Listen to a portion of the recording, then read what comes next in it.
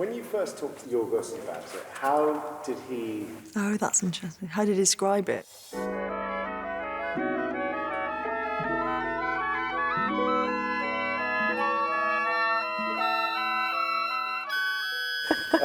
I was quite fascinated by this discordancy between these period costumes and this crazy, less obviously sci-fi history. The process with Yorgos was one of kind of distilling that.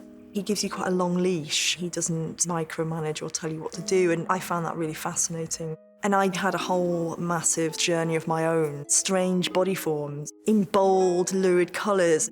Holly came in with so many boards and so many ideas that were just brilliant. I flew to Athens before our rehearsal process to do a long, early fitting with Holly and Yorgos. We very quickly decided that she may have been dressed in the morning by Mrs. Prim, but has lost most of it by lunchtime.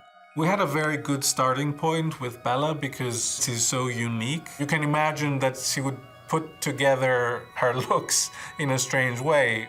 So they're always one with a pair of knickers, or with a pair of bloomers, or with a little play suit, or a weird bustle. She really had these ideas for textures and intestinal or body parts, like there's a vagina blouse, you know, like everything symbolizes something. I sort of reserved all really strong yellows for her. We spent ages trying to achieve this shade of mango yellow that Yorgos likes so much. It's a colour that is synonymous with sun and light, and she's a very light-filled person. There is a world to enjoy, traverse, circumnavigate. This is one of the costumes worn by Catherine Hunter, who played Madame Swiney, who's the madame in the brothel.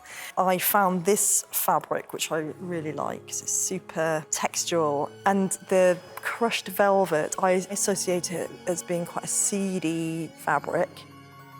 This is the ocean liner costume that she wears when she goes to the slum. This is the day when she's really with Harry, so it's very much about her and Harry being in these pale costumes. You hear that? So before this point, we haven't really seen her in anything as put together as this, and this is the moment when we see her kind of identifying with her class.